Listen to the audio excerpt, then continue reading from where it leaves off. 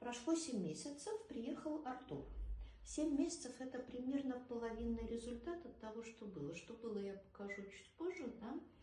Мы Артуру пересадили 2800 графтов, закрывали вот эти места. Вот как выглядит передняя линия. Давай подойдем. Передняя линия мне нравится. Видите, она не идеально ровная.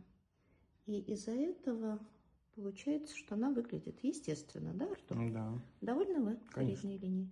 Сейчас еще недостаточная густота в этих местах, но, как я уже говорила, это еще половина от полного результата. Полный результат мы наблюдаем через 12 месяцев. Артур молодец, он выполняет все мои рекомендации. Даже сверху. Даже сверху того.